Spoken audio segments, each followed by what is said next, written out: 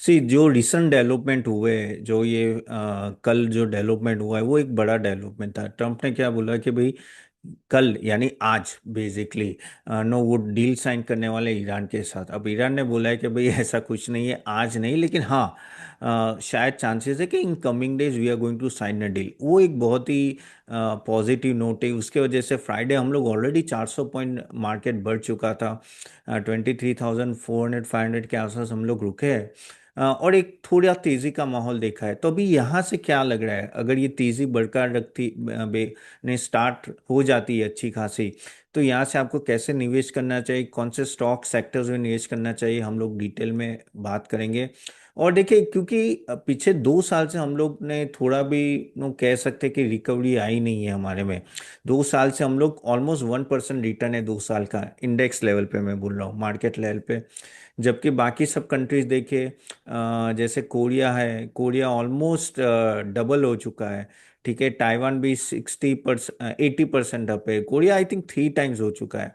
और अगर हम लोग पीछे 2 साल में नास्डेक देखो 60% अप हो चुका है। सो ग्लोबली मार्केट काफी अप है, हम लोग बड़े नहीं है। तो क्या ये अपनी तेजी का दौर चालू होगा, provided with an basic assumption कि ये डील साइन हो जाती है। अगर वो डील साइन नहीं होती है, ऑयल प्राइसेस हायर होते हैं, तो फिर हमारे लिए और मुश्किल ही है, उसमें कोई डाउट नहीं है। लेकिन चलो मान लेते हैं कि दोनों यूएस और ईरान बोल रहे हैं, तो होपफुली साइन हो जाएगी। अब कल होगी, आज होगी, कल होगी, एक वीक में होगी या एक महीने में, मुझे पता नहीं है।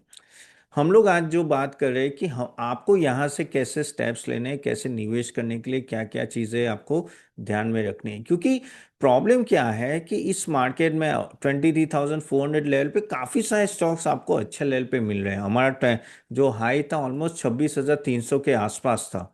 तो भाई उस मार्केट से तो हम लोग 3,000 पॉइंट निफ्टी डाउन है। तो अभी काफ़ी सारे स्टॉक्स आपको एक अच्छे लेवल पे मिल रहे हैं। तो ऐसा नहीं है कि आंख बंद करके इन्वेस्ट करना है, वो बहुत ही ज़रूरी है। और आपको मैक्रो इकोनॉमिक्स से समझना ज़रूरी है before you invest start investing in the individual stock. क्योंकि फिर क्या होगा कि आप फंसने के चांसेस बढ़ जाते हैं। आगे जाने से पहले गाइस, आपके कोई क्वेश्चंस है कमेंट बॉक्स में डालिए, कोई भी stock related anything you can ask me.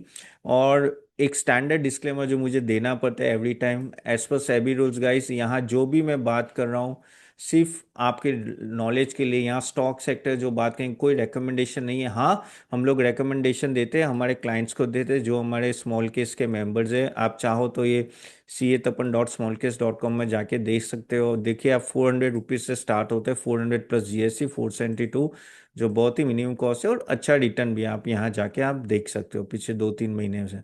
तो कमिंग बैक, तो आपको निवेश करने के लिए कुछ चीज़ें जो मैक्रो लेवल पे ध्यान रखनी है, वो मैं पहले हम लोग बात करते, फिर हम लोग स्टॉक स्पेसिफिक और सेक्टर स्पेसिफिक की बात करेंगे।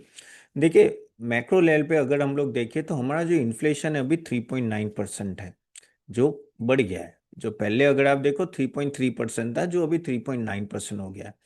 चांसेस बहुत ज़्यादा है कि नेक्स्ट टाइम जब इन्फ्लेशन के डेटा आएगा तो हम लोग इजीली 4.3 के आसपास है। अब जो RBI कहता है कि 2 से 4% के बीच में उनका कंफर्ट जोन है, 2 के 4 के बीच में रहता है, तो वो इंटरेस्ट कट का सिनारियो चालू रखते हैं कि भाई इंटरेस्ट रेट कट करो, ठीक है, और तो GDP को बढ़ावा मिले। लेकिन जैसे 4 के ऊपर इन्फ्लेशन जाता है, इंटरेस्ट कट का scenario out of the window हो जाता है, जो अभी चांसेस पूरे है कि वो आउट ऑफ द विंडो हो चुका है। क्यों? सिंपल है, 3 महीने पहले इंटरेस्ट रेट कट सिनारियो ही था। 3.5 महीने पहले जब ये वॉर स्टार्ट नहीं हुई थी, जैसे वॉर स्टार्ट हुई ऑयल प्राइस हार गया।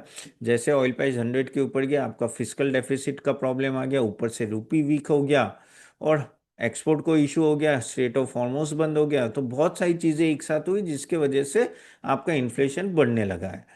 अभी इंटरेस्ट रेट बढ़ाना चालू नहीं करेंगे, नहीं। अगर वो सस्टेनेबल रहा 4 के ऊपर, यानी 4.1 4.55 जैसा ऊपर जाने लगा, तो जाके इंटरेस्ट रेट बढ़ाना चालू हुआ, जो हमारे लिए प्रॉब्लम होगी बहुत सारे सेक्टर्स के लिए। क्योंकि जब लोअर इंटरेस्ट रेट होता है तब कंपनीज का इंटरेस्ट कॉस्ट कम होता है, प्लस इन्फ्लेशन कम होता है, उसका मतलब और आपके प्रॉफिट मार्जिन्स अच्छे होते हैं। जैसे ही आपका इन्फ्लेशन बढ़ने लगा, इंटरेस्ट रेट बढ़ने लगा, आपका ग्रोथ नीचे आने लगता है।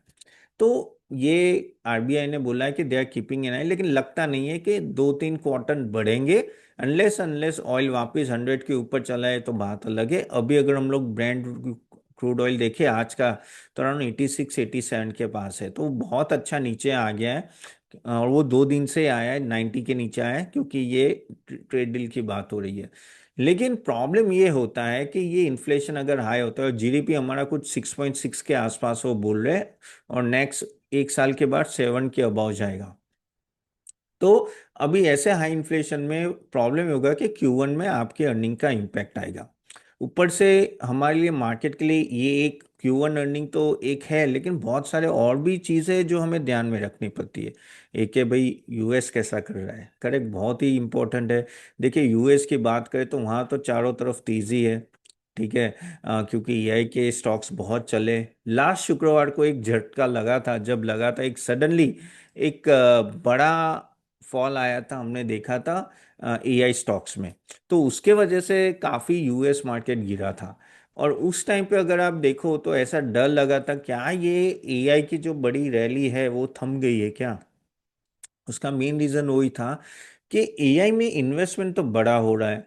नेक्स्ट 5 साल में $7.5 ट्रिलियन सिर्फ यूएस इन्वेस्ट करने वाला है एआई इकोसिस्टम। यू 7.5 ट्रिलियन, यानी हमारी 4 ट्रिलियन की इकोनॉमी है। हमसे डबल इन्वेस्टमेंट नेक्स्ट 4 साल में वो 2030 में 30 तक करने वाला है एआई में। अब जब इतना बड़ा इन्वेस्टमेंट करते हो, क्या पैसे बनते हैं? तो अभी नहीं बन रहे। इन सब के प्रॉफिटेबिलिटी देखो, नहीं अच्छी है। अगर आप ब्रॉडकॉम पिछली बार गिर रहा था, क्यों गिरा था? क्योंकि उनको लगा कि एआई में जो कहते हैं रेवेन्यू आ रहा है वो स्लो आ रहा है, और प्रॉफिटेबिलिटी तो दूर दूर से नहीं। ये ओपन एआई, ओपन जेमिनी ले लो, सॉरी ओपन जेमिनी क्या, जेमिनी ले लो, या काफी सारे टेस्ला हो, फिर अपना काफी सारे अल्फाबेट एंड ऑल दैट। तो इन सब में प्रॉब्लम यही आ रहा है कि नो रेवेन्यू काफी कम हो रहा है, प्रॉफिटेबिलिटी दूर दूर से अभी दिख रही है, लेकिन वैल्यूएशन बढ़ रहा है। तो क्या ये बबल है? हमें पता नहीं है, और यहाँ से हम लोग जज भी नहीं कर पाएंगे। क्यों? Just a minute guys. क्योंकि कॉम्प्लेक्स चीज है। अब आप देखते हैं कि एआई का ही जमाना है, आगे जाके एआई ही चलेगा, उसमें कोई डाउट नहीं है। We know all that. हम लोग ने एआई यूज़ किया है, कितना पावरफुल है। 2.5 साल से तो मैं ज़बरदस्त यूज़ कर रहा हूँ। अब मैं क्या बोलूँ, हमारा तो पूरा रिसर्च करने का सिनारियो ही बदल गया। लेकिन मैं सच बोलता हूँ कि एआई एक तरह का वरदान है, मेरे लिए तो है। रीज़न मैं बताता हूँ कि मैंने जब ये स्टार्ट किया था ना, तो हमारे पास ऐसी बड़ी टीम नहीं होती ना, ब्रोकिंग टीम के जैसे 50 एनालिस्ट हो, या ऐसे मॉर्गन स्टैंगली या ऐसे सब, या मोतीलाल ओसवाल। हमारे पास क्या, तो मैं और मेरी छोटी सी टीम है, चार्टर अकाउंटेंट जो भी सेबी रजिस्टर्ड है। लेकिन अगर मैं ये होता नहीं, मेरे को 4 एम्प्लॉय और रखने पड़ते हैं रिसर्च करने के लिए। इतने 5,000 कंपनीज है यार, 200 कंपनी का तो हम लोग एवरी डे रिसर्च करते हो। आप ही मेरे कितने वीडियो देखते होंगे ये। तो मैं भी जबरदस्त एआई यूज कर रहा हूँ। लेकिन एआई आपको बहुत हेल्पफुल है, और पता है, और मुझे तो पता है क्या पावरफुल है, इसलिए मैं काफी नेगेटिव हो गया था आईटी में। 1.5-2 साल पहले हमारे पूरे सभी मॉडल पोर्टफोलियो से मैंने आईटी स्टॉक्स हटा दिए थे। और बहुत ही अच्छा कॉल था। बाद में तो ये सभी आप देखो किस तरह से आईटी स्टॉक गिर चुके हैं।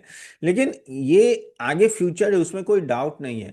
अभी हम लोग उसमें कैसे आएंगे अब पता नहीं है, क्योंकि जिस तरह से टीसीएस इन्फोसिस बोल तो रहे कि हम लोग डिप्लॉय करेंगे, लेकिन ले लो के खुद के डिपार्टमेंट है। ओपन एआई के ले लो, जेमिनी, वो भी डिप्लॉयमेंट पे आ रहे हैं, तो वही एक टशन रहेगा। तो आगे जाके एआई का जमाना है, इसलिए यूएस का अभी सबसे बड़ा बोलबाला है। दूसरा ये कोरिया का है। कोरिया में कौन है? आपका सैमसंग है और एसके है। ये एसके मेमोरी चिप्स बनाता है, और सैमसंग आपका semiconductor chips and all that बनाता है। दूसरा है टीएसएमसी है ताइवान में, वो तो पूरे वर्ल्ड का 60% अगर आप चिप मेकिंग देखो वही कर रहा है, छोटे छोटे जो होते हैं ना, और वो इजीली कॉपी नहीं कर सकते। हमारे यहाँ प्रॉब्लम यही है कि हम लोग पूरा non AI company, non AI country है, और उसी का इम्पेक्ट आ रहा है कि पूरी दुनिया भाग रही है, हम लोग ऐसे बैठे रहे एक जगह पे। क्या हमारा टाइम आएगा? आएगा ऐसा नहीं कि हमारा टाइम नहीं। देखो, साइकिल होती है, ये साइकिल हमारी नहीं है ऑनेस्टली, और ये हमने बस मिस कर दी, वो हमें हमें सबको पता है। अब ये बोल के कोई फायदा नहीं है कि भाई आईटी स्टॉक्स क्या कर रहे थे, IT companies TCS Infosys Wipro सब सो रहे थे क्या, एआई आ रहा तो क्यों तो भाई देखो, हर एक कंट्री का अलग जोनर होता है, और हमारी कंट्री में सभी जो एंटरप्रेनर है सेफ खेलना चाहते हैं। We are not so much aggressive. जैसे मैंने बोला ना, $7.5 ट्रिलियन का इन्वेस्टमेंट, यानी भाई साहब हिम्मत देखो कि आपका, जैसे फॉर एग्जांपल गूगल का जितना प्रॉफिटेबिलिटी भी नहीं होता है, उससे ज़्यादा वो इन्वेस्टमेंट अभी वो कर रहा है एआई में, और कर रहा है। तो उनका रिस्क एपिटाइट अलग ही है, हमारा रिस्क एपिटाइट नहीं है ना, तो हमारे पास ऐसी फंडिंग है। सच बोलो, हम लोग बोलते हैं कि भाई क्यों नहीं किया, लेकिन हमारे हम लोग इतना डाल नहीं सकते, हमारी कंपनी के पास इतने पैसे नहीं हैं। तो आप बोलोगे तो यूएस के पास कैसे आते हैं, तो भाई यूएस क्या कहा, यूएस से पूरी दुनिया से पैसे आते हैं इन्वेस्ट करने। कोई मेक्सिको में बैठा होगा वो भी यूएस कंपनी में इन्वेस्ट करेगा, इंडिया में बैठेगा वो भी यूएस कंपनी में इन्वेस्ट करेगा। क्यों? क्योंकि वहाँ के एंटरप्रेनर विजनरी है, वो लोग उस तरह के प्रोडक्ट बनाते हैं। वो एक इकोसिस्टम होता है गाइस। इकोसिस्टम अलग ही है यूएस का, हमारा इकोसिस्टम अलग है। हम लोग हमेशा है ना आरओआई में बिलीव करते हैं, रिटर्न ऑन इन्वेस्टमेंट में बिलीव करते हैं। हमको जब तक प्रॉफिटेबिलिटी नहीं आती हम लोग वो जाते नहीं है। यूएस क्या करता है, यूएस सोचता है कि भाई मैं 5 साल इन्वेस्ट करूंगा, 10 साल इन्वेस्ट करूंगा, और जब मैं चालू करूंगा ना उसमें, यानी उनके एंटरप्रेन्योर, तब मैं जबरदस्त करूँ। तो ये गूगल हो, मेटा हो, फेसबुक हो, यानी टेस्ला देखो, स्पेसएक्स देखो, फिर काफी सारे एनवीडिया, वो फ्यूचर में इन्वेस्ट करते हैं। और इसलिए वो आगे है, हम प्रेजेंट में इन्वेस्ट करते हैं, हम लोग फ्यूचर में नहीं करते, हम आरओआई पे डिपेंड है। अभी मेंटालिटी भी है कि उनका जीडीपी हाई है, तो पर कैपिटा जीडीपी हाई है, तो भाई थोड़ा मोटा लॉस हो गया चलेगा। और उनकी एंटरप्रेन्योर की वो है कि वहाँ क्या होता है कि एक बार फेलियर होता है ना, तो ऐसा नहीं है कि भाई आपको सब लोग ऐसे बोलेंगे यार नहीं ये तो कुछ नहीं है। वहां तो फेल और ट्राई अगेन जैसी बात है, सब लोग बोले और वापस पैसे भी मिल जाते ट्राई अगेन के। हमारे वहां तो एक बार फेल हुए ना तो खत्म बात। एग्री और नॉट, देन जस्ट है before agree. By the way आपकी क्वेश्चन है तो जरूर डालना, थोड़ा मैं टॉपिक से डाइवर्ट हो रहा हूँ, लेकिन ये डिफरेंस है यूएस क्यों। यूएस $28 ट्रिलियन की इकोनॉमी है, हम लोग कितनी है, हम लोग 4 ट्रिलियन, हमारे से 8-7 गुना बड़ी है वो। तो this is what is the difference between us and them, और वो रहेगा। हम इतने विजनरी नहीं है, वो दिख जाता है। हमने क्या स्टैंड लिया था कि हम लोग आपको पूरे वर्ल्ड को बैक ऑफिस प्रोवाइड करेंगे। हमारे पास ह्यूमन रिसोर्सेज है, टेक्नीशियन है अच्छे, हम लोग कैपेबल है, हम आपको आउटसोर्सिंग करके देंगे। ठीक है, उसी पे चले। तो गलत नहीं है, हम लोग ने वही चाहा और हम लोग उससे डाइवर्ट नहीं हुए। अब आप बोलोगे एआई आया तो हमने क्यों इन्वेस्ट नहीं किया, तो क्योंकि यहाँ की कंपनी बोले भाई मैं उसके लिए बना ही नहीं हूँ, मैं नया प्लेटफॉर्म नहीं बनाऊंगा, मुझे मेरा बेस मॉडल नहीं चाहिए, मुझे बस आउटसोर्सिंग करनी है। अब प्रॉब्लम ये हो गया कि आउटसोर्सिंग आउटडेटेड होने लगी और एआई की वजह से this is what has happen currently.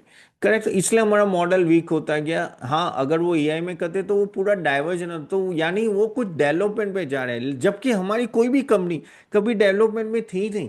हम लोग we are a traditional service provider. और जो यूएस है, ऑलवेज R&D, डेवलपमेंट, रिसर्च, उसमें ही बिलीव करता है। और एक बार प्रोडक्ट बन गया, फिर वो हमारी जैसी कंट्री का आउटसोर्सिंग कर देता है कि भाई तुम बनाओ आगे, यानी उसके, यानी बल्क में बनाओ, बाकी R&D सब हम करेंगे। सो दिस इज द, यानी उनके पास पेटेंट होते हैं, वो लोग पेटेंट पे बिलीव करते हैं कि एक बार मेरा पेटेंट बन गया बस खत्म, दुनिया में मैं ही अकेला होऊंगा जो उसको यूज करूंगा। Correct. So this is the model US follows and this is why they are so much successful. अभी आप देखो, परसों ही फ्राइडे को स्पेसएक्स लॉन्च हुआ। आई थिंक अभी $2.2 ट्रिलियन का मार्केट कैप है, $2.2 ट्रिलियन। ठीक है।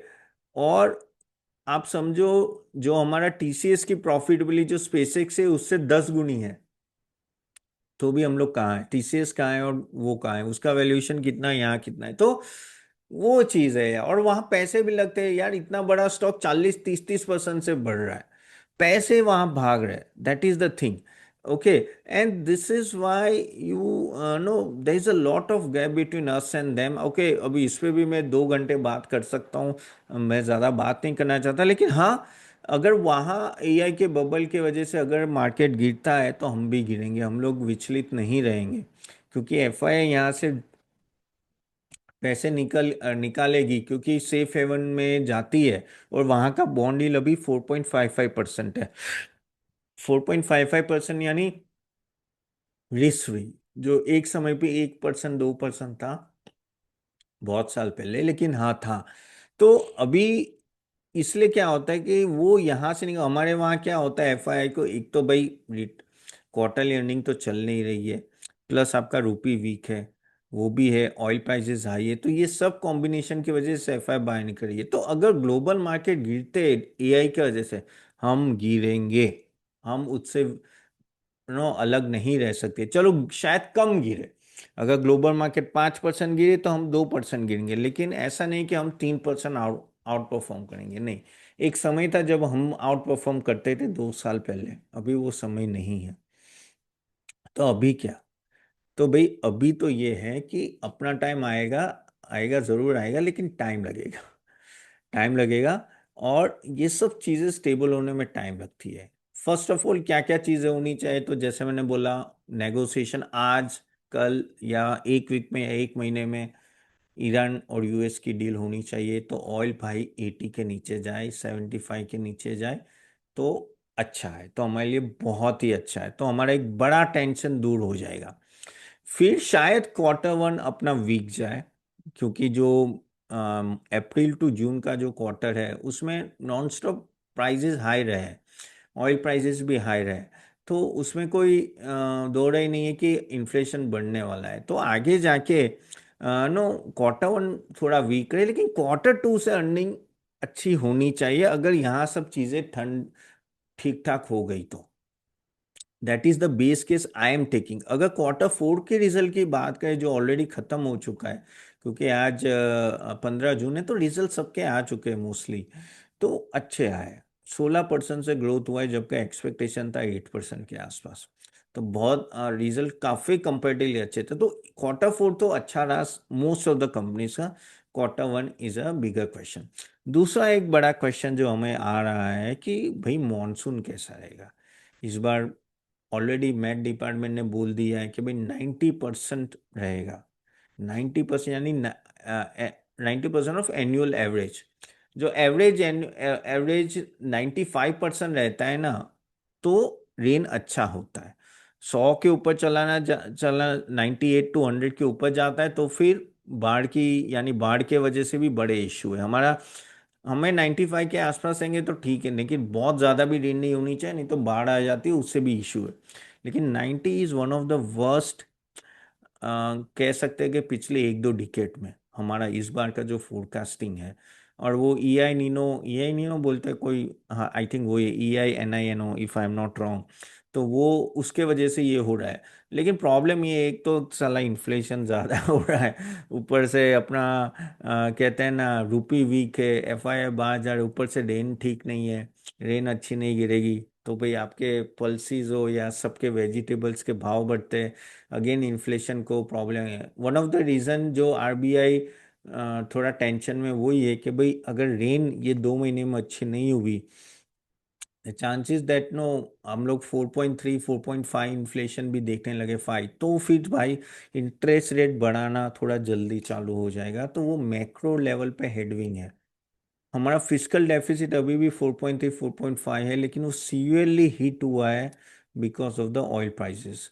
ऊपर से हमने क्या किया कि 3 महीना पेट्रोल प्राइसेस अब बढ़ना चालू हुए, लेकिन 15 कह सकते 20-25 दिन से, लेकिन उससे पहले 2.5-3 महीना तो हमने पेट्रोल प्राइसेस बढ़ाए ही नहीं थे, तो वो पूरा हिट गवर्नमेंट खुद पे ले रही थी।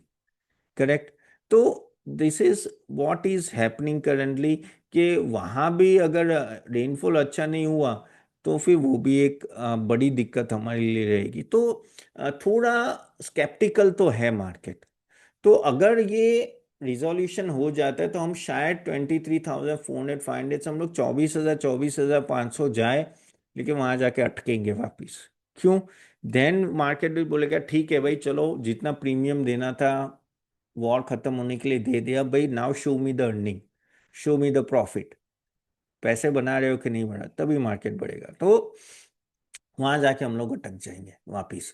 और फिर आएगा एक प्रोसेस जहां quarterly earning, stock specific stocks बहुत चलेंगे। अभी भी मार्केट मुझे स्टॉक स्पेसिफिक ज़्यादा लग रहा है, क्योंकि अगर आप देखेंगे कि पिछले 2.5 महीने से 3 महीने, 3 महीने आप देखो हम लोग ये रेंज में घूम रहे हैं। लेकिन ऐसा नहीं है, बहुत सारे सेक्टर ने जबरदस्त परफॉर्म किया है, बहुत सारे स्टॉक्स हैं perform, even though market is not moved anywhere. जैसे ये 3 महीने में आप सबसे बड़े, अगर मैं ग्रोथ सेक्टर देखूं तो ऑफ कोर्स एक तो मेटल है, मेटल ने जबरदस्त परफॉर्म किया है। पावर थीम ने जबरदस्त परफॉर्म किया। डिफेंस ने बहुत अच्छा परफॉर्म किया, पावर और डिफेंस तो ऑलमोस्ट बहुत ही जबरदस्त परफॉर्म किया है, अच्छी खासी रिकवरी दिखी। इवन हमारे जो स्मॉल केसेस है पावर और डिफेंस के ना, ऑलमोस्ट 27 से 28 रिटर्न दे रहे हैं 2-2.5 महीने से। तो that is the no stock specific, अगर जाते हो आप स्विच सेक्टर वाइज तो वहाँ कमाई के मौके ज़्यादा है। अगर आप चाहो गाइस, आप हमारे स्मॉल केस का लिंक मैं दे दूंगा कमेंट बॉक्स में, ज़रूर जाके देखिए आप, अच्छे रिटर्न है वहाँ, 400 प्लस जीएसटी से स्टार्ट होता है। सो दिस इज, ये देख के मुझे ऐसा लग रहा है, मैं हमने देखे हमारे काफ़ी सारे पोर्टफोलियो भी अच्छे परफॉर्म कर रहे हैं, 15-20%, क्योंकि स्मॉल कैप हो या मिड कैप हो या फ्लेक्सी कैप हो, रीजन वो ये कि स्टॉक्स चल रहे हैं। वो मैंने देखा है, स्टॉक्स चल रहे, तो आप ऐसा मत सोचो कि मार्केट डाउन है। मार्केट तो डाउन है, मैं मानता हूं, लेकिन स्टॉक स्पेसिफिक अच्छे स्टॉक लेते हो तो उसमें रैली अच्छी है। देखिए 23,000 पे है, और एक था लेवल 30,000, 22,500 के आसपास ही, 500 पॉइंट का ही डिफरेंस है। लेकिन मैं बताऊं, उस टाइम पे जो स्टॉक्स गिरे थे ना, उस टाइम पे स्टॉक स्मॉल के मिड के बहुत गिरे थे, और तब और अभी 23,000 जब टच हुआ ना, उन दोनों में बहुत बड़ा गैप था। उस तो भी हमारा हमारा मैं कैसे जज करता हूँ कि भाई हमारे स्टॉक गिरे कि नहीं, हमारा जो स्मॉल केस का कहते हैं ना परफॉर्मेंस, तो 2-3% नीचे हुए थे। यानी यानी 25 का 23 हुआ था, ऐसा हुआ। लेकिन ऐसा नहीं हुआ कि भाई 5% हो गए, दैट मीन्स कि स्टॉक्स वापिस वो लेवल पे नहीं जा रहे जिस लेवल पे वो एक बार जब 22,500 3 महीने पहले टच हुआ था, अराउंड फेब्रुअरी एंड में या मार्च एंड में, मुझे एग्जैक्टली याद नहीं, तब जो टच हुआ था ना 22,500 या 22,000, वो लेवल पे स्टॉक्स नहीं जाए, तो स्टॉक्स ऑलरेडी बढ़ चुके हैं, अब वो नीचे नहीं जा रहे। जैसे ये मैंने कुछ थीम की बात की, उनके स्टॉक्स नीचे नहीं जा रहे। So there is a difference, और मैं इसलिए बोलता हूँ, और मैं ये, आप प्लीज गांठ बांध लो, और इस बार तो मैंने बहुत ही नजदीक से देखा है, ऐसा तो सालों से मैं देख रहा हूँ, लेकिन इस बार का मुझे वेरिएशन दिखा है कि आप कभी भी इंडेक्स के हिसाब से मत जाओ कि भाई मैं 22,500 में करूंगा, मैं 23,000 में करूंगा, जैसे। लेकिन भाई क्या आप जो स्टॉक इन्वेस्ट करना चाहते हो, क्या वो आपको बॉटम में मिल रहे हैं, तब आपको करना है। ओके, आप ऐसा मत सोचो कि इंडेक्स, क्योंकि यहां हम लोग, क्योंकि जो इंडेक्स होता है ना वो सिर्फ लार्ज कैप के 50 स्टॉक होते हैं, जबकि यूनिवर्स तो 5,000 स्टॉक का है। करेक्ट। और हम जब इन्वेस्ट करते हैं, हम तो ये 5,000 स्टॉक में से लेते हैं, तो जरूरी नहीं है कि भाई लार्ज कैप 23,000 पे, लेकिन स्मॉल कैप मिड कैप तो ऑलरेडी काफी ऊपर चले गए जो अपना बॉटम बनाया था। इसमें वही हुआ ना कि लास्ट टाइम 23,500 22,500 गया, तो स्मॉल कैप मिड कैप ने बॉटम टच किया, उसके बाद जो रैली आई है स्मॉल कैप मिड कैप में, वो ओवरऑल लार्ज कैप में आई नहीं है। और इसलिए अभी के जो स्टॉक प्राइजेस है at this level are much higher than last time.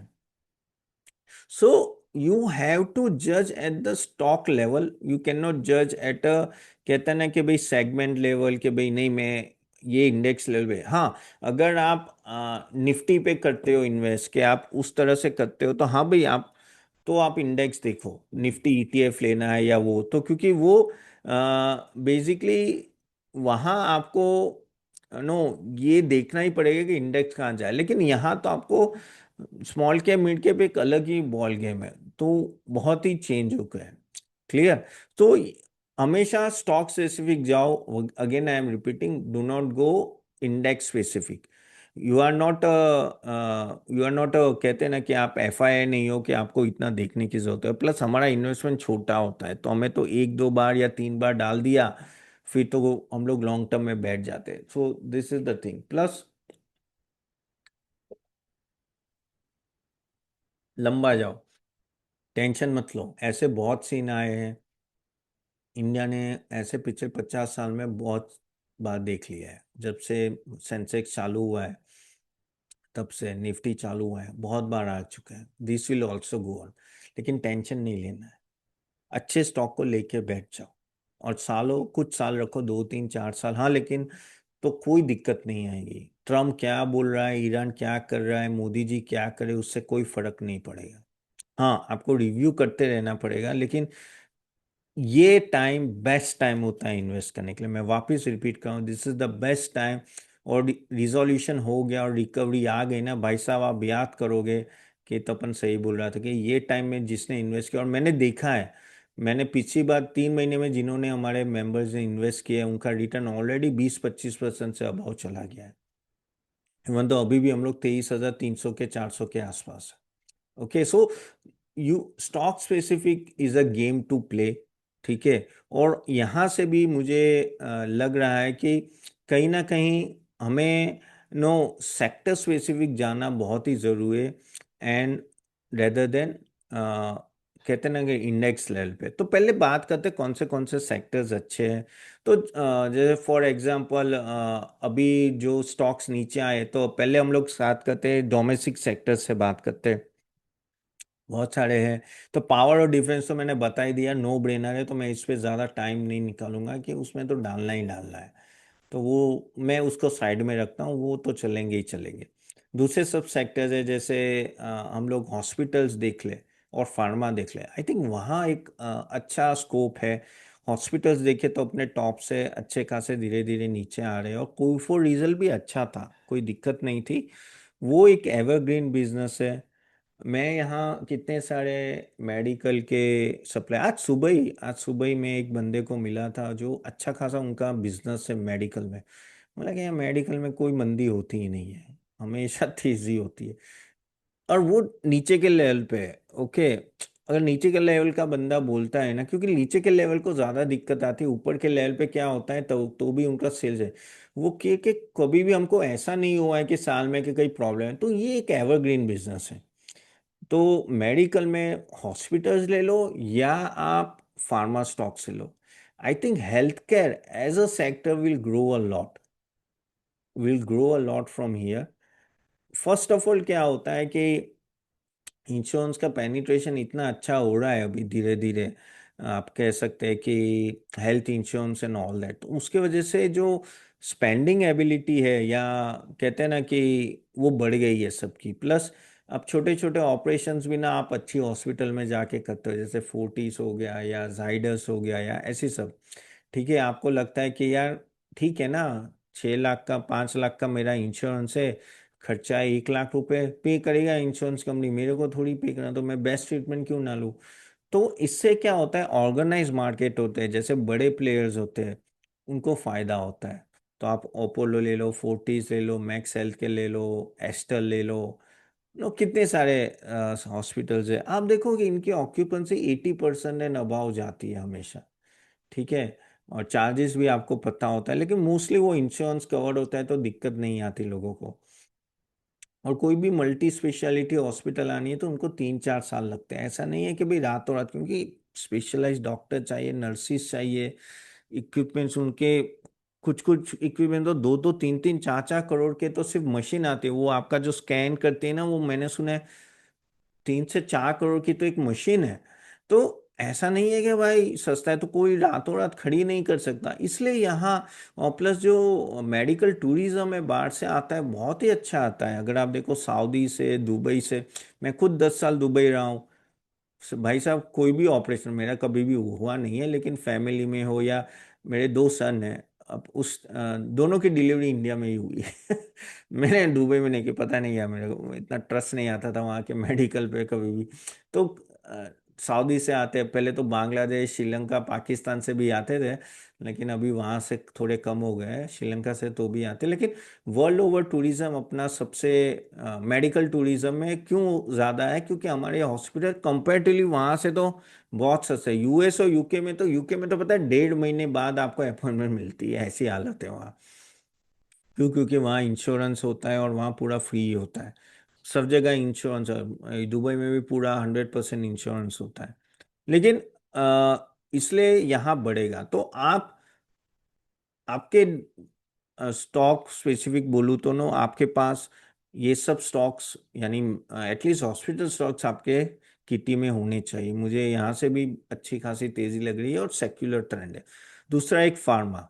Pharma भी क्यों चलेगा, क्योंकि देखिए अगर आप ये जिस तरह से रूपी वीक हो रहा है, आईटी उसका फायदा नहीं उठा पाया।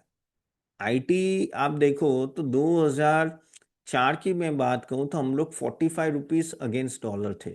आज 2026 में हम लोग 95 रुपीज है, यानी डबल हो गया रुपी। ओके, यानी डॉलर डबल हो गया बेसिकली स्ट्रेंथ। लेकिन मार्जिन देखो, टीसीएस इंफोसिस और इन सब के तो पिछले 6 साल से मार्जिन कट रहे, बढ़ नहीं रहे। तो भाई आप सोचिए यार, यहाँ आपका करेंसी डबल हो गया, आपका 90% एक्सपोर्ट है, तो आपका मार्जिन क्यों नहीं बढ़ रहा है? सिंपल है, क्योंकि आपका जो ये हाँ, क्या यूएस कंपनी जो आपको कॉन्ट्रैक्ट देती है उनको दिखता नहीं है कि भाई रूपी डेप्रिशिएट हो रहा है? पागल है क्या? वो नेगोशिएट करते हैं। और उनके कॉन्ट्रैक्ट में भी क्लॉजेज होते हैं, प्लस आप एम्प्लॉय जो बाहर रखते हैं उनके भी खर्चे होते हैं, तो काफी हद तक वो नलीफाई होता है, उल्टा नेगेटिव ही जा रहा है। लेकिन फार्मा में देखो, फार्मा में पिछले 6 साल से अगर आप देखोगे, कोई भी लुपिन ले लो या ऐसी कोई कंपनी जिनका बड़ा 80-90% एक्सपोर्ट है, उनके मार्जिन ऑलमोस्ट 60-70% बढ़े हैं। रूपी डेप्रिशिएट हो रहा है, उनको दिख रहा है। अब आप बोलोगे उनका क्यों बढ़ रहा है? क्योंकि ये जो फार्मा कंपनी होती है उनकी पेटेंट होती है, यानी भाई मेरे सिवाय ये ड्रग कोई यूज नहीं करेगा, कोई बना नहीं सकता है। तो फिर आपकी मोनोपोली है ना, आप चार्ज करो, जो चार्ज करना है करो आप। जेनरिक दवाई होती है वहां चलो पेटेंट नहीं होती, लेकिन वहां भी सस्ते है और हम कॉस्ट ऑफ प्रोडक्शन कम है, प्लस वहां भी 1-2 रुपये आप बढ़ा सकते हो। तो डिमांड बहुत है, डिमांड से ज्यादा आपका प्राइसिंग पावर है।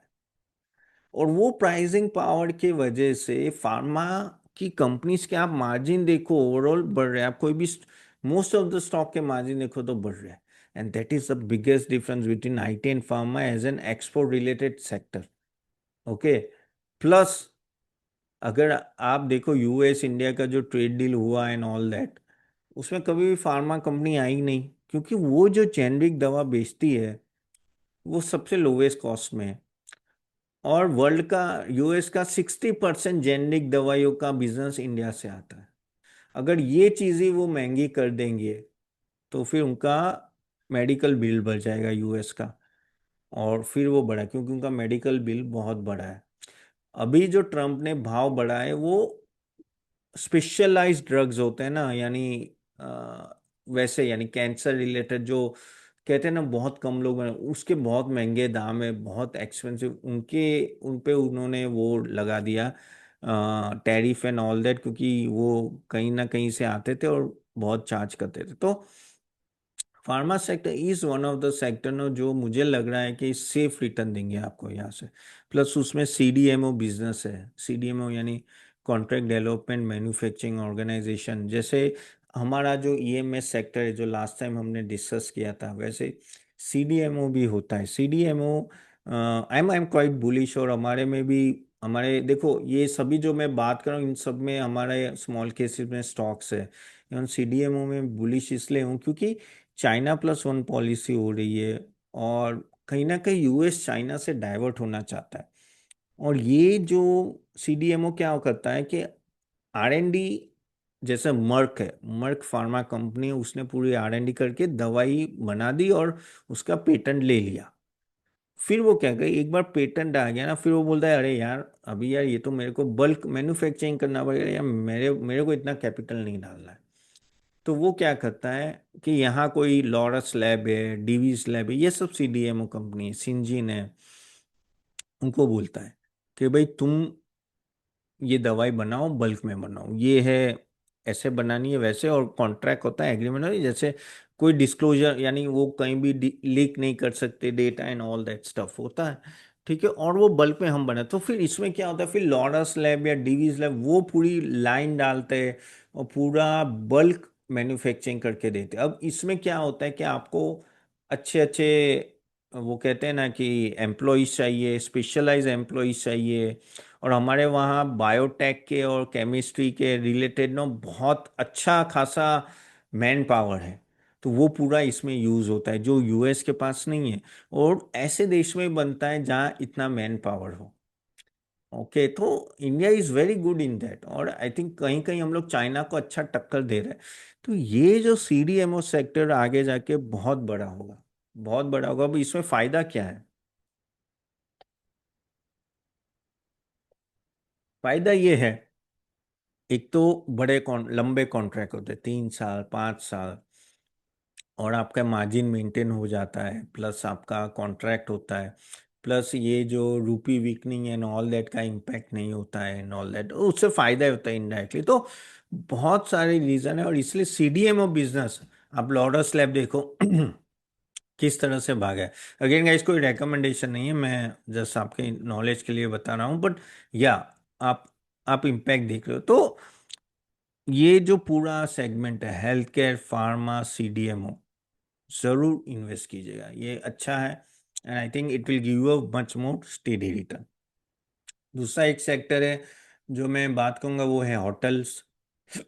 होटल्स देखिए, क्यों आईपीएल आता है एंड नो टूरिज्म बढ़ रहा है एंड ऑल दैट, और ये जो बड़े बड़े होटल्स होते हैं ना, उनकी ऑक्यूपेंसी अच्छी खासी, ये ऐसे ऐसे नहीं कि बहुत भाग जाएंगे, लेकिन स्टेडी रिटर्न देंगे, क्योंकि लग्जरी होटल्स इंडिया में इतनी भी नहीं है। ओके, तो लग्जरी होटल में बी डूइंग वेल, क्योंकि जैसे ये समर वेकेशन हो, मोदी जी ने बोल दिया भाई फॉरेन टूर मत करो, तो भाई इस बार मोस्ट ऑफ द, ऐसे मेरे, हम तो जाने नहीं वाले थे, मेरे कुछ रिलेटिव्स दुबई जाने वाले थे, उन्होंने बोला भाई नहीं जाना है, और वो यहीं गए, सिक्किम गए, और कुछ लोग गए राजस्थान गए, कुछ लोग केरला गए। तो सबने अपनी फॉरेन टूर कैंसिल कर दी, ऊपर से ये जो जियो पॉलिटिकल क्राइसिस हुआ एंड ऑल दैट स्टफ, ऊपर से मोदी जी ने बोला कि भाई आप, क्योंकि रुपी को बचाना है इसलिए करो। तो इसमें होता है कि इन सब की डिमांड होटल्स की बहुत बढ़ जाती है, प्लस स्कैरसिटी है। भाई जितनी, जैसे मैं बोलता हूँ हॉस्पिटल्स में हमारा जितनी बेड रिक्वायरमेंट है ना, बेड रिक्वायरमेंट, बेड यानी एक हॉस्पिटल में समझ लो 200 रूम की बेड होती है, 200 बेड्स होते हैं, ठीक है। तो जो बेड रिक्वायरमेंट है ना, उसमें हम लोग का अभी सिर्फ 60 to 70% ही है, यानी उतना ही हम लोग प्रोवाइड कर पाए, यानी अभी भी स्कैरसिटी है। वैसे ही होटल्स में है, हम लोग काफ़ी कम है कंपेयर टू हाउ डिमांड है। और इसलिए आप देखो पीक सीजन में, जैसे ये मैं तो अहमदाबाद में हूँ, तो ये आईपीएल होता है यार, बहुत कुछ होता है वेकेशन में, तो ये आईटीसी हो, हयात हो, उन इन सब के भाव, इंडियन होटल्स एंड ऑल, इन सब के भाव एक एक दिन के 60,000 से 1 लाख रुपए तक जाते हैं। वर्ल्ड कप के टाइम तो 1.5 1.5 लाख रुपए में, 2 2 लाख रुपए में एक रात का नो रेट्स रहते थे। They can charge anything, there is no cap कि भाई आप इसके ऊपर चार्ज नहीं कर सकते, and that is where premium hotel will do good. Okay, and छोटे छोटे होटल्स भी करेंगे, लेकिन ऑर्गेनाइज मार्केट में लोग ज़्यादा जा रहे हैं, जब से ये सब लोग ऑनलाइन बुकिंग करने लगे एंड ऑल दैट नो, तो बड़े बड़े होटल्स की डिमांड हमेशा अच्छी रही है। तो होटल बिजनेस भी मुझे लग रहा है, हाँ वो सीएनजी और वो सब के इशू थे, लेकिन वो रेस्टोरेंट रिलेटेड ज़्यादा है कंपेयर टू होटल रिलेटेड। मैंने देखा नहीं है कि भाई इन सब के वजह से लोगों ने टूरिज्म बंद कर दिया, अभी तो कोई ऐसी कोई दिक्कत भी नहीं है, अभी मिल जाता है gas and all that. So this is also one thing, no you can check it out के होटल इंडस्ट्री आप देखिए। और सिलेक्टेड आप एनबीएफसी में भी फोकस कीजिए। ईएमएस सेक्टर तो मैंने लास्ट टाइम बता ही दिया था, मैं बताऊंगा नहीं क्योंकि उसमें टाइम चला गया, लास्ट वीडियो हमारा देख लेना। पूरा ईएमएस है, तो ईएमएस में भी मैं काफ़ी बुलिश हूँ, अभी स्टॉक्स काफ़ी नीचे, ये डिक्सन ले लो, PG, Kaynes, Amber and all that, सबके अलग अलग है, देखो एक बार वीडियो देख के कौन सा देख आप सोचे लेने का देख लेना, लेकिन वो भी एक सेक्टर मुझे काफ़ी अच्छा लग रहा है। दूसरा एक सेक्टर जो अच्छा लग रहा है वो है automobiles and auto ancillaries. Automobiles देखो ये अपने टॉप से अच्छे खासे गिरे हुए, कमर्शियल व्हीकल ले लो, फोर व्हीलर ले लो, 25 30% 20% गिरे हुए, और नो डाउट बढ़ भी बहुत गए थे, लेकिन डिमांड ओवरऑल मुझे लगता है कि प्रॉब्लम नहीं है। देखो हमारा सबसे बड़ी बात लॉन्ग टर्म इन्वेस्टिंग में क्या है पता है, सेफ्टी ये है कि 1 क्वार्टर 2 क्वार्टर आपके सॉफ्ट जा सकते हैं, लेकिन जैसे ऑटोमोबाइल्स या ऑटो इंडस्ट्री में वो आप ओवर द इयर्स 5 इयर्स देखो, इन सभी ने 20 से 25% कम से कम रिटर्न सभी स्टॉक ने दिए, मोस्ट ऑफ द स्टॉक ने दिए। क्यों? क्योंकि यहाँ सेक्युलर ग्रोथ आता है। We are still much more under penetrated when we talk about cars and all that, okay, motorbike plus अभी तो ईवी में ट्रांसफॉर्मेशन हो रहा है, तो ईवी की भी डिमांड बढ़ रही है, तो ऑटोमोबाइल्स अच्छे लेवल पे मुझे तो दिख रहा है। ये ऑल दिस टू व्हीलर ले लो, जैसे टीवीएस है, बजाज हीरो का तो वैल्यूएशन ओके ही है, टीवीएस का महंगा है, लेकिन एथर है, फिर यहाँ M&M, Tata Motors, Maruti, Tata commercial vehicle, Tata passenger vehicle. Even Tata passenger vehicle में भी देखो एक अच्छी खासी तेजी आ चुकी है, क्योंकि उसके नंबर्स ठीक हो रहे हैं। और when there is a problem in these stocks, no, that is the best time, no, you can buy this stock, क्योंकि these are old management and they know how to deal with it। अगर आप EV की ही बात करो, एक समय पे ओला number 1 था, 5 साल 4 साल पहले, अब ओला लास्ट आ गया है, और उसका सामने टीवीएस, आप बजाज, इवन हीरो, सब कितने आगे निकल गए। तो यही चीज, they know how to deal with the cycles, ये जो बिजनेस साइकिल होते हैं ना, इसलिए एक अच्छा मैनेजमेंट आपके लिए बहुत ही इंपॉर्टेंट है। ये सब स्टॉक्स आपको 20-25% रिटर्न आराम से दे रहे हैं। प्लस ऑटो एंसिलरी भी अच्छा है। ऑटो एंसिलरी में तो हजारों कंपनियां हैं, हजारों तो नहीं लेकिन 200-300 कंपनियां हैं, अलग अलग टाइप की, लेकिन वहां भी एक अच्छा सेक्युलर ग्रोथ। देखो ऑटोमोबाइल चलेगा तो ऑटो एंसिलरी चलेगी चलेगी और चलेगी। सो ऑटो ऑटो एंसिलरी भी नो, आपको जरूर देखना चाहिए, वो भी मुझे नो, अगर आप देखें तो काफी अच्छा लग रहा है। ओके। प्लस अगर आप दूसरा, मैंने अभी ज्वेलरी बिजनेस का भी अभी एक मैंने वीडियो बनाया था, वो भी एक सेक्टर है जो काफी नीचे आ चुका है। आप बोलोगे यार मोदी जी ने बोला है कि भाई गोल्ड बाय मत करो, ये करो वो करो, लेकिन देखिए यार, ये आता है इम्पैक्ट, लेकिन 1 क्वार्टर 2 क्वार्टर मुझे लगता है कि उसका रहता है। ओवरऑल यहाँ से मुझे बहुत डाउनफॉल कम दिखता है। यही आप देखो, टाइटन तो गिरा नहीं है, लेकिन कल्याण देख लो, सैनको, पीएन गढ़ी ले लो, पीसी जैसे बहुत सारे, तो लेकिन उनके परफॉर्मेंस इतना खराब नहीं है। एक्चुअली गोल्ड अभी नीचे आ रहा है तो ज्वेलरी लोग बाय करेंगे, और ऊपर से अभी तो ये आ रहा है ना आपका, फेस्टिव सीजन आ रहा है, अभी तो चालू होगा ना, जुलाई अगस्त सितंबर अक्टूबर नवंबर, और मैरिज सीजन आता है, एनआरआई की मैरिज सीजन आती है and all that. We have to see at that time demand कैसी रहती है। ऑफ कोर्स गोल्ड इंपोर्ट पे हमने ड्यूटी ज़्यादा लगा दी एंड ऑल दैट, लेकिन जो आपके जो स्टॉक प्राइजेस है ना गाइस, देखो एक तरह से देखना है कि क्या ये सब कुछ डिस्काउंटेड है क्या, तो मुझे कहीं ना कहीं वो डिस्काउंटेड लग रहा है, कि ये जो बैड न्यूज है कहीं, हाँ यहाँ से 10-15% और गिर सकते हैं, लेकिन वो जो अभी, ये अभी सभी स्टॉक 50% से नीचे है अपने टॉप से।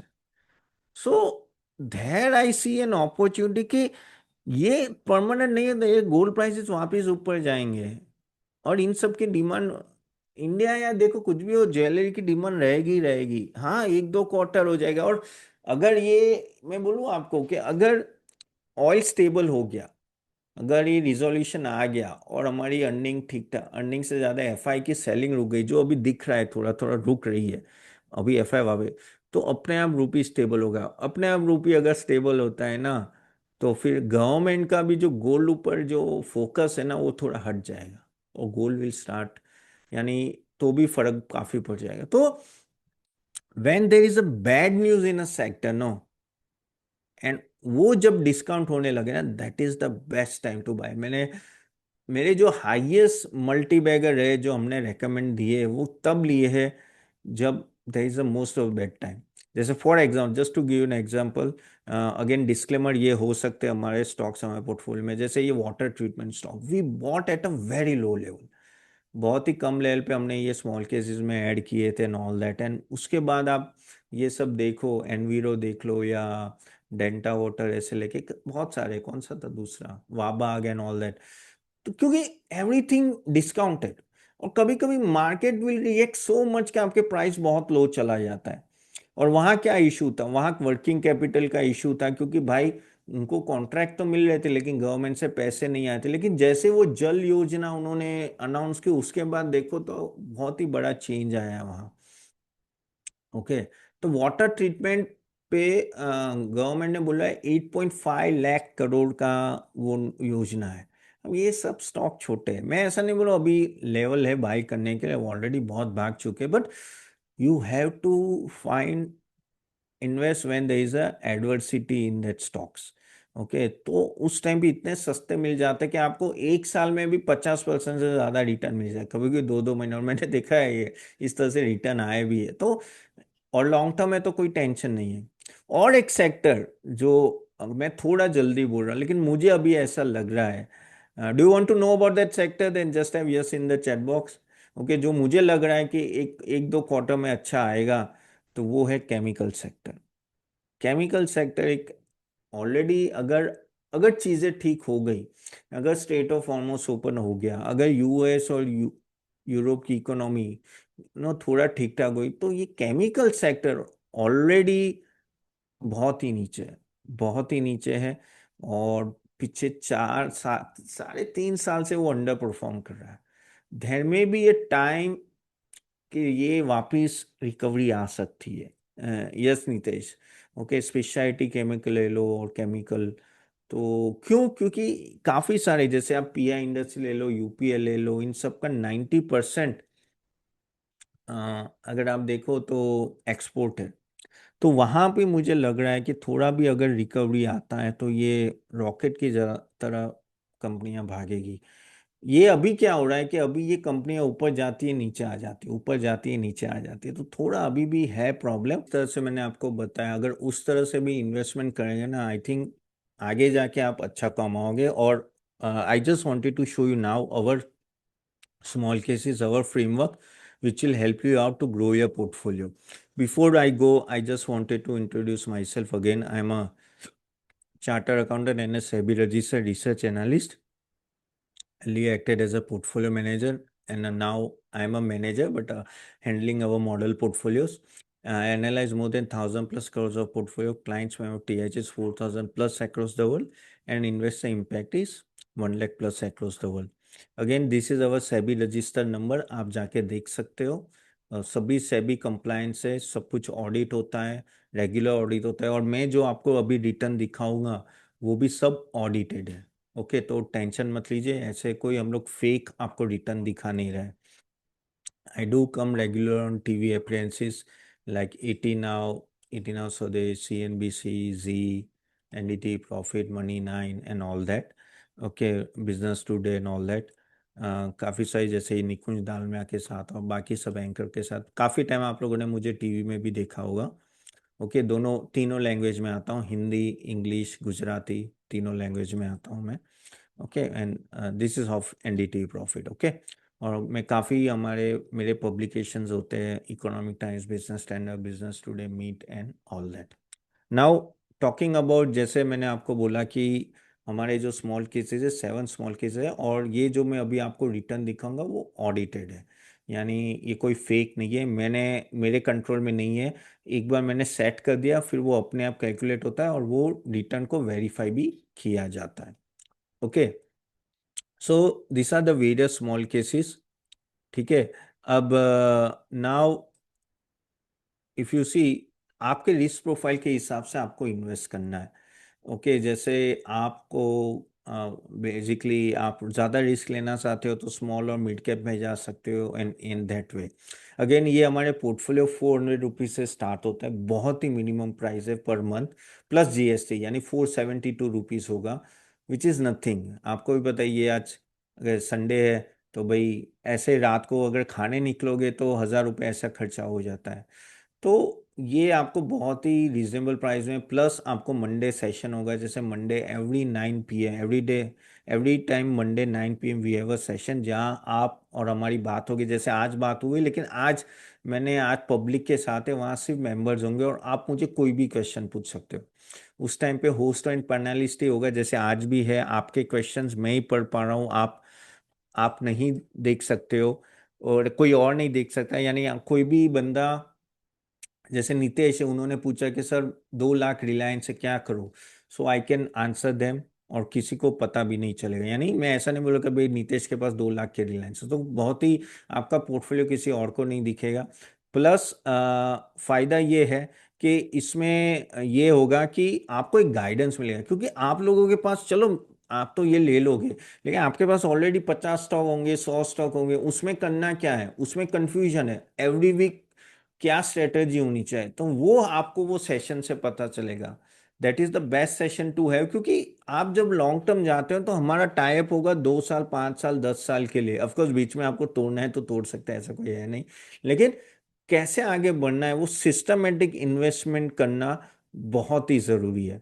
ठीक है, तो आपके अपने रिस्क प्रोफाइल के हिसाब से आप इन्वेस्ट कर सकते हो। जैसे आपको स्मॉल और मिड कैप में जाना है तो वो है हमारा small and mid cap compound और स्मॉल कैप अल्फा। जैसे ये 18% रिटर्न है या 20-21% रिटर्न है इसका। City power mega trend defence trend, okay, वो थीम बेस है, उसका जबरदस्त रिटर्न है। आप देखिए 28%। अब मैं जो आपको मैं बोल रहा हूँ, और आपको वेबसाइट पे भी यही दिखेगा, अंदर जाके देखोगे ना, कि मार्केट कहीं नहीं गया है 3 महीने से, लेकिन ये सब ने रिटर्न दिया है। क्यों? क्योंकि ये स्टॉक स्पेसिफिक है। Got it, then just type G for got it. Stock specific चला है, मार्केट कहीं नहीं गया, मार्केट तो वहीं का वही, लेकिन स्टॉक स्पेसिफिक चला है। इसलिए आपको स्टॉक स्पेसिफिक अगर अच्छा पोर्टफोलियो बनाते हो तो चलेगा। ठीक है, you can see a good return year. Even growth leader जो फ्लेक्सी कैप फंड है वहां भी आप देख सकते हो, जो कम रिस्क है, वो भी आप देखो। City growth leader compound return इसमें 18%, 4%। और म्यूचुअल फंड, अब ये क्या है, म्यूचुअल फंड में बेसिकली ये गलत है गाइस, ये गलती से 27% है, एक्चुअली वो 7% रिटर्न, मैं वहां दिखा दूंगा आपको वेबसाइट पे। तो ये 7% रिटर्न है। बेसिकली म्यूचुअल फंड में क्या है, वो टाइपो एरर है। म्यूचुअल फंड में क्या है कि आप जब अपने एजेंट थ्रू इन्वेस्ट करते हो तो आप 1% कमीशन देते हो, तो वो आप रेगुलर एनएवी में इन्वेस्ट करते हो। हमारे वहाँ डायरेक्ट एनएवी में इन्वेस्ट करोगे, यानी कोई कमीशन नहीं होगा। और इसकी फीस तो बहुत कम है, लो सबकी 400 प्लस जीएसटी, इसकी तो 200 प्लस जीएसटी, यानी साल का 2,500 रुपये हो गए। और वो जो दूसरे सब है उनका 5,660 रुपये होते हैं साल का। तो म्यूचुअल फंड में आपको बस अकॉर्डिंगली आपके डायरेक्टली टाइप, और इसमें क्या होगा, आपका डीमेट अकाउंट लिंक हो सकता है इन सभी में, क्योंकि ये स्मॉल केस है तो आपका डीमेट अकाउंट लिंक होगा तो ऑटोमेटिक इन्वेस्ट हो जाएगा।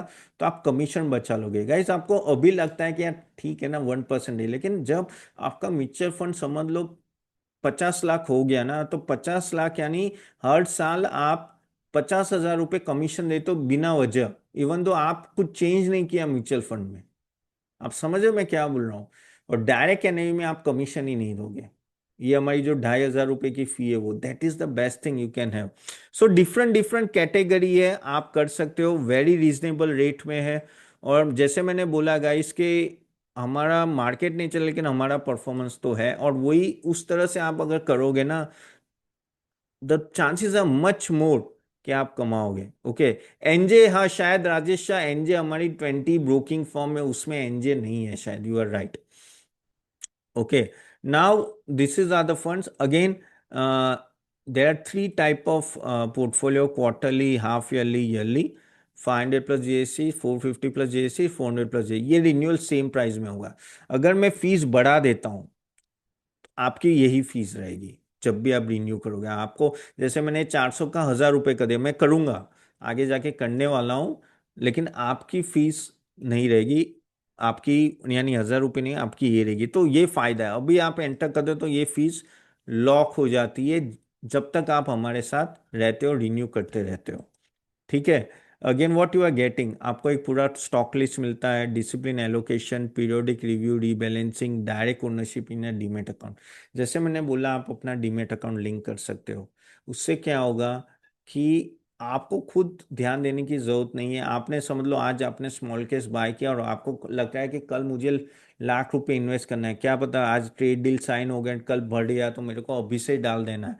तो कल सुबह 9:15 को जब मार्केट ओपन होता है और आपने सिस्टम में बटन दबा दिया, लाख रुपए आपको अपने डीमेट अकाउंट में रखने हैं। अपने आप वो लाख रुपए, जैसे आपने फॉर एग्जांपल मेरा सिटी स्मॉल कैप अल्फा लिया है, तो वो स्मॉल कैप के जो स्टॉक्स है और मैंने उसमें वेटेज दिया है कि भाई ये स्टॉक में 6% डालना है, ये स्टॉक में 5%, ये स्टॉक में 10%, आपका टोटल इन्वेस्टमेंट अमाउंट का टोटल 100% होता है। तो अपने आप 2 लाख का 5%, एक स्टॉक में 2 लाख का 6%, दूसरे स्टॉक में वो अपने आप डाल के आपको दे देगा, यानी ब्रोकर ही कर देगा, आपको कुछ करने की जरूरत नहीं। तो पूरी सिस्टम ऑटोमेटेड हो जाती है। इनडायरेक्टली ये आपका मिनी पीएमएस बन जाता है, हम लोग आपका मिनी पीएमएस बना देते हैं।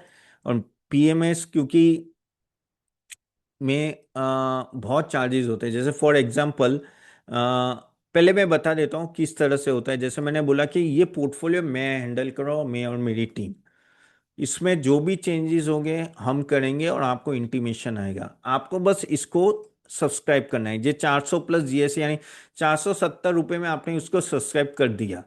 फिर आपके पास दो ऑप्शन है, या तो आप उसको जैसे सब्सक्राइब करोगे ना, आपको मेरा पोर्टफोलियो तो दिख ही जाएगा कि 15 स्टॉक है, उसका ये वेटेज है। फिर आप मैन्युअली करना चाहते हो कि नहीं, तब मैं तो लिंक नहीं करूंगा मेरा, और या तो मेरा डीमेट अकाउंट लिंक नहीं हो, जैसे राजेश जी ने बोला एनजे का उनका डीमेट अकाउंट, तो वो हमारे 20 ब्रोकर्स में नहीं आ रहा है। तो राजेश जी को क्या करना है कि भाई मुझे कल 2 लाख डालने हैं या 50,000 डालने हैं, जो भी डालने हैं, मुझे मेरा पोर्टफोलियो तो दिख ही जाएगा आपको।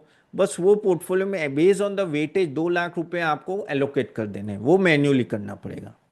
समझ गए? अगर आप डीमेट अकाउंट लिंक नहीं कर पा रहे हो तो सब्सक्राइब करना है।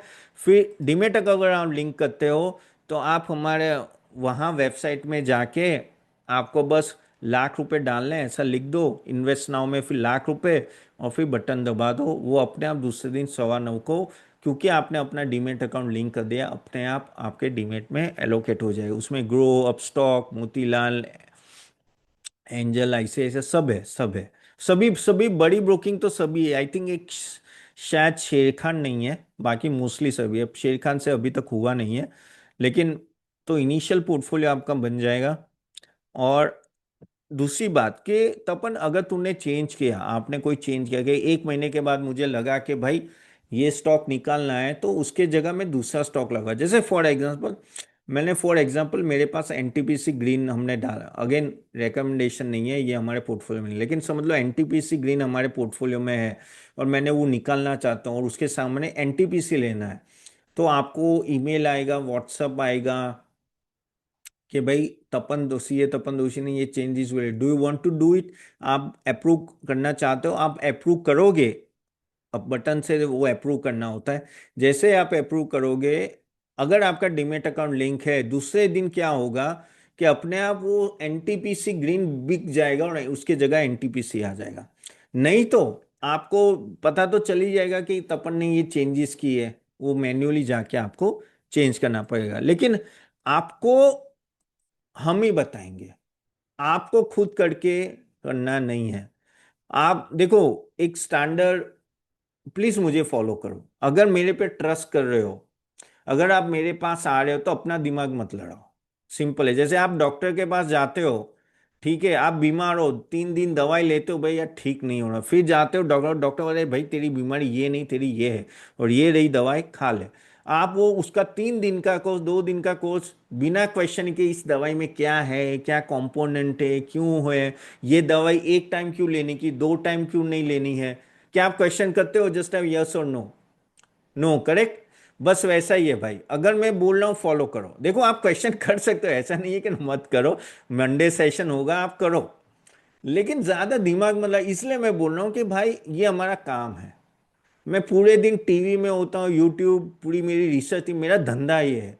आपको पता नहीं कितनी देर रात को सोते हुए भी मैं मोबाइल देखता हूँ, भाई ऑयल कहाँ पहुंचा ट्रम्प ने, और रात में सोते हुए ट्रम्प ने कुछ कर दिया होता है, सवेरे उठ के वापस देखने, क्योंकि 8:30 बजे टीवी पे बैठना है, सीएनबीसी पे बैठना है, एनडीटीवी पे मुझे बोलना है कि क्या करना है। वो तो एंकर, तो क्या एंकर को तो एक लाइन बोलनी है, 3 मिनट मुझे बोलना है। तो भाई उसके लिए मेरे को तो तैयारी करनी है, तो मैं कर रहा हूँ ना आपके लिए। आप क्यों दिमाग लगा रहे हो? मेरे प्रॉब्लम क्या होता है पता है? कितने लोग ले लेते हैं आराम से, क्योंकि फीस ही इतनी कम है। फिर 10 दिन बाद है कि सर वो इन्वेस्ट नहीं किया मैंने उस टाइम पे, अब बढ़ गया, अब मैं क्या करूं? अब मैं क्या करूं उसमें यार? मेरे हाथ में तो है नहीं यार। आपको जब लिया है तो डाल दो ना यार, खत्म करो कहानी। तो वैसा है, तो आप डाल दो ये लेवल। प्रॉब्लम क्या होता है कि जब आप खुद दिमाग लगाना चालू कर दो कि अरे 23,400 है, मैं 23,000 जाएगा तब तक। अब प्रॉब्लम क्या होता है, 23,400, 23,000 जा गया, लेकिन भाई साहब आपको जिस स्टॉक में डालना था वो भाग गया। ऐसा भी होता है। So you have to basically understand and follow me. मेरा बस यही है, आप मुझे फॉलो करो। हमारा कर्तव्य है, आप मुझे हायर कर रहे हो तो मेरा काम है आपको कमा के देना। ओके, अगेन कोई, मैं आपको गारंटी नहीं, अभी काफी लोग लिख रहे कि सर आप कितना रिटर्न दोगे। देखो यार, ऐसा एज पर सेबी रूल मैं बोल नहीं सकता कि मैं आपको 25% दूंगा, 50% नहीं, वो रूल के खिलाफ है। लेकिन हमारा, आपको इनडायरेक्टली मैं बोलता हूँ, रीड बिटवीन द लाइंस, ऐसी बात है कि मैं ट्राई करूंगा कि आपका 20% से ज्यादा साल का रिटर्न छूटे एटलीस्ट इस आपके पोर्टफोलियो में। वो अभी भी आ रहा है, लेकिन just got it clear, then just type C for clear. तो ये हमारा, अब कितना आएगा मुझे भी पता नहीं है। Okay, so this is how you have to subscribe. Will you advise in my present portfolio? Rajesh ji, अब मंडे सेशन होंगे ना, आप पूछो आपके कोई भी पोर्टफोलियो क्वेश्चन। इसलिए तो मैंने मंडे सेशन रखे। अगर आप म्यूचुअल फंड के पास रखोगे तो म्यूचुअल फंड वाला आपको कभी भी मंडे सेशन नहीं देगा। यहां आपको मैं सेशन दे रहा हूं, मुझे पूछो जो पूछना है आपका, कोई भी स्टॉक के बारे में पूछो। और काफी लोग समझते हैं कि तपन एक बार पोर्टफोलियो रिव्यू कर लो। अरे भाई देखो, पोर्टफोलियो रिव्यू मैंने आज किया, just to give an example, sorry मैं थोड़ा लंबा खींच रहा हूं यहाँ। पोर्टफोलियो रिव्यू मैंने आज किया, करेक्ट। ये हर दिन मार्केट चेंज होता है। एक वीक के बाद मैंने, समझ लो, एनटीपीसी बाय बोला एग्जांपल, दूसरे एक वीक में कोई इतनी बड़ी बैड न्यूज आएगा एंट्री, तो मेरा तो व्यू चेंज होगा, मैं एक वीक के बाद सेल बोल दूंगा। व्यू चेंज होता है, तो एक बार रिव्यू से नहीं होता है, आपको कंटिन्यूअस इसको रिव्यू करना पड़ता है। इसलिए मैंने मंडे सेशन रखा है कि भाई आप आओ, आपके रिलेटेड क्वेश्चन पूछो। मेरे स्टॉक का तो मैं देख ही रहा हूं, मैं और मेरी टीम लगे हुए हैं पूरे दिन। आपके जो क्वेश्चन है वो मैं आंसर दूंगा, एंड दैट इज वाई उसमें आप म्यूचुअल फंड, आप इक्विटी जो है, आपके वाइफ का अकाउंट का पूछना है, आपके फादर के अकाउंट का पूछना है, आपके हस्बैंड के अकाउंट, वो आपकी मर्जी। Okay, thank you Santosh ji. Okay, now again, Rajesh ji, I will allow you to talk, just give me some time. Monday session होगा, जैसे मैंने बोला कि Q&A, पोर्टफोलियो क्वेरीज, सब क्वेरीज आपकी हो जाएगी। This is the best session, यहाँ आपको क्लैरिटी मिलेगी। अभी ये क्यों इंपॉर्टेंट है आपके लिए? आप लोगों में से, जैसे ये डॉक्टर राजेश शाह है, डॉक्टर है यार, बिजी है, तो क्या करते हैं, कभी कभी टीवी देखते, अनिल सिंघवी ने बोला एशियन पेंट्स ले लो, भागेगा, उन्हें ले लिया, रख दिया, फिर बेचा ही नहीं। अब एशियन पेंट्स की वो तेजी खत्म हो गई 5 साल से। अगर आप मुझे यूट्यूब में फॉलो करो, मैं 4 साल से मैं यूट्यूब चैनल चला रहा हूँ, नहीं 5 साल से, और मैंने 4 साल से मैं बोल रहा हूँ कि एशियन पेंट्स मत लो, चला ही नहीं है। तो कभी भी आप ऐसे ले लेते हो, ठीक है, पोजीशन सेइंग, कोई बोलता है कहीं, और हम लोग का प्रॉब्लम क्या है, लेके रख देते हैं, फिर बेचते ही नहीं है। जबकि भाई सिनारियो चेंज हो गया है। सो कोई रीबैलेंस नहीं, ओवर कॉन्सेंट्रेशन है, ऐसे पोर्टफोलियो नहीं चलता है। अगर आपका पोर्टफोलियो, आपको अपने दिल से पूछना है, आपको पता है आपका पोर्टफोलियो कैसा परफॉर्म है, अगर वो 15-20% रिटर्न हर साल नहीं दे रहा है, that means you are going wrong somewhere, and you have to understand that. और हर जगह आप, I am not getting rude, लेकिन जो जिसका है वो करेगा। तो एक्सपर्ट की सलाह लेने में कोई गलती नहीं है। आप जब गाड़ी भी प्रॉब्लम आती है तो मैकेनिक के पास जाते हो या खुद खोल के बैठ जाते हो, correct. So that is what you have to understand here. Again model portfolio में हम लोग अर्निंग ग्रोथ पे फोकस करते हैं, quality business, risk management, allocation, diversification, valuation, long term compounding. मेरा लॉन्ग टर्म कंपाउंडिंग पे है गाइस। यहाँ प्लीज, अगर आप सोचो 3 महीने 6 महीने में मैं आपको करोड़पति बनाना रहा हूँ, प्लीज मत आइएगा। यहाँ आना है तो आपको 2 साल, 5 साल, 10 साल के लिए आओ। मैं गारंटी तो वर्ड यूज नहीं कर सकता सभी के, मेरे फुल चांसेस बहुत हाई है कि आप अच्छा पैसा बनाओगे। फीस कुछ नहीं है, 5,600 रुपये तो ऐसे वसूल हो जाती है, आपको भी पता है, जब आपका पोर्टफोलियो में कमाई आती है। अगेन पीएमएस और हमारा पोर्टफोलियो में क्या डिफरेंस है? देखो पीएमएस में क्या होता है कि भाई काफी एक्सपेंसिव होता है, ऊपर से 50 लाख आपको इन्वेस्ट करना पड़ता है, वो 1.5 लाख रुपए, 1.25 लाख रुपए की फीस होती है। आप एक भी स्टॉक बेच नहीं सकते, यहाँ सब कंट्रोल आपके पास है। आप, ये फीस मेरी 5,600 की फिक्स है, अब उसमें आप 10 करोड़ डालो या 50,000 डालो, फीस सेम रहेगी। ओके, फिक्स सब्सक्रिप्शन है, कभी भी कोई स्टॉक निकालना है, रीबैलेंस आपके कंट्रोल में, सब कुछ आपके कंट्रोल में है। ये आपका मिनी पीएमएस हो गया इनडायरेक्टली। ओनरशिप आपका डीमेट अकाउंट आपके कंट्रोल में, मेरा कोई कंट्रोल नहीं है, मैं आपके डीमेट शेयर्स देख भी नहीं पाऊंगा। सिर्फ ये सिस्टम होता है जो आपके डीमेट से लिंक होगा, लेकिन अंदर जाके नहीं दिखेगा। वो सिर्फ आपको बाइंग सेलिंग में सिस्टम ये हेल्प कर देगा, ऑटोमेटेड सिस्टम एक तरह से।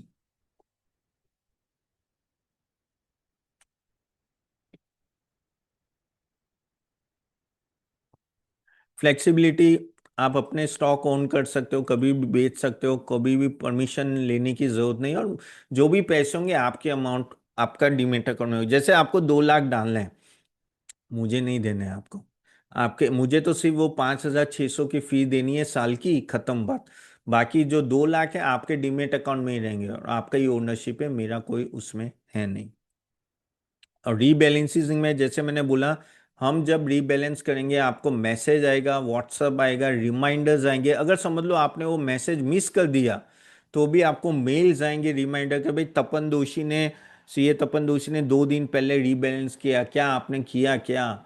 समझ रहे हो, उस तरह के मैसेज आएंगे आपको, व्हाट्सअप आएंगे, सब तरह से आपको मैसेजेस आएंगे। तो टेंशन मत लीजिए, अगर मैं यहाँ कोई चेंज करूँगा आपको वो पता चलेगा। आपको बस एक इंश्योर करना है कि आपको ईमेल हमारे आ रहे हैं, वो इंश्योर करना है बस। और मोबाइल नंबर प्रॉपर देना है। How can you invest? आप कभी, अच्छा यहाँ ये भी फैसिलिटी कि आप लमसम कीजिए, आप एसआईपी भी कर सकते हो। यानी म्यूचुअल फंड की तरह, म्यूचुअल फंड में आप हर साल 1.5% एक्सपेंस रेशियो पे करते हो। यानी समझ लो आपका 1 करोड़ का है तो 1.25 लाख रुपए तो एक्सपेंसेस में जा रहा है। यहाँ कोई एक्सपेंस नहीं, यहाँ सिर्फ आपका जो डिलीवरी चार्जेस होते हैं वन टाइम वो है, वो हर साल नहीं लगता है, लेकिन वहां लगता है। और यहाँ एसआईपी ऑप्शन, जैसे हर महीने आपको लगा कि डॉक्टर राजेश को लगा कि भाई 10 तारीख को मेरे को एसआईपी करनी है 50,000 रुपए की, तो भाई मैं, आप कर दो चालू। आपको जब भी बंद करनी है बंद कर सकते हो, and this is how you can do it. लेकिन एसआईपी करनी हो या लमसम करनी तो एक एक एक्स अमाउंट सिस्टम में होता है, उतनी मिनिमम करना पड़ता है। अगर आपको ऑटोमेटेड करना है तो खुद मैन्युअली आप सब शेयर्स हर हर 5 तारीख को बाई, वो तो कभी भी कर सकते हो। ऑटोमेटेड सिस्टम में एक अमाउंट होती है, वो दिखेगी वेबसाइट पे, वहां जाके उतनी होना चाहिए। अगेन वो आपको नोटिफिकेशन आएगा हर time, WhatsApp app notification, email alert और रीबैलेंस। अब ये कब आएगा व्हाट्सएप? जब कोई चेंजेस कर रहे हैं तब, हर रोज नहीं आएगा। अगर कोई पोर्टफोलियो में मैं चेंज कर रहा हूँ तब आएगा। बाकी ईमेल तो रेगुलरली आपको सब आते रहेंगे। ओके। तो जैसे मैंने बोला गाइस, बहुत ही रीजनेबल है। और अगर आप पिछले 1 सवा घंटे से मेरे साथ हो, अगर आप मेरे पे थोड़ा भी ट्रस्ट आया, बिंदास ले लो। आज 2 डोसे कम खा लेना, 500 रुपये कम नो कहना खर्च करना, लेकिन ये ले लो। आप मुझे याद करोगे गाइस, फीस की टेंशन, मतलब फीस तो ऐसे निकल जाएगी, लेकिन आपका जो एक जर्नी होगा ना वेल्थ क्रिएशन के लिए, वो सही हो जाएगा। और एक बार एक्सपर्ट की हेल्प लेके देख लो, you will be very very fine in your wealth generation. क्योंकि आप इतनी मेहनत से कमाते हो, लेकिन उसका सेकेंडरी इनकम तो आपकी सही आनी चाहिए ना। तो वहाँ हम हेल्प करेंगे। और आपके रिस्क प्रोफाइल के हिसाब से आपको जो लेना है, small cap, mid cap, thematic, flexi cap, जो भी लेना है आप ले सकते हो। आप बोलोगे तब एक ले 10 लाख है कैसे डाल, तो आप 3 स्मॉल कैप ले लीजिए। यानी 3 में 3 3 लाख, या तो आपको 6 लाख है तो वो भी 3 में 2 2 2 लाख कर सकते हो। देखो लोग 6 6 भी लेते, लोग 7 7 भी लेते, कोई लोग एक भी लेते, कोई लोग 3 भी लेते। वो आप पे है कि आपको किस तरह से डाइवर्सिफाई करना है। काफी लोग, आप लोगों के पास म्यूचुअल फंड भी 5 5 6 6 होते हैं, आपको भी पता है। वैसे एक तरह से ये पोर्टफोलियोज है, म्यूचुअल फंड भी एक पोर्टफोलियो है जहां वो 40 स्टॉक रखता है, लेकिन वो महंगा है। 1.5 से 2% एक्सपेंस रेशियो है आपका हर साल का। यहाँ कुछ नहीं है, यहाँ आपका सिर्फ डिलीवरी चार्जेस एक्सपेंस है, और ये फिक्स फी है। ओके, तो वो आप पे है, बट बिंदास लो। And we are there for you. आपको हमारी टीम का नंबर मिलेगा, आपको हमारा स्मॉल केस पूरी पूरा कॉल सेंटर होता है। यानी कोई भी तकलीफ है आप कभी भी उनको पूछो। कोई डीमेट लिंक में प्रॉब्लम है या डीमेट में एग्जीक्यूट नहीं हो रहा, पूरी टीम बैठी, 20 लोगों की टीम बैठी हुई टेलीकॉलिंग में, वो भी आपको हेल्प कर देगी। प्लस मंडे सेशन तो है, प्लस आप मुझे मेल भी कर सकते हो, support@ca.in। अब इससे ज़्यादा मैं दे नहीं सकता। And fees are very reasonable. How many feel that fees are reasonable? Then just type R for reasonable। Okay, तो ज़रूर आप जाके कीजिए। My sincere request to all of you. और मैं आपको लिंक दे देता हूँ जिससे आप पेमेंट, तो ये हमारी वेबसाइट है।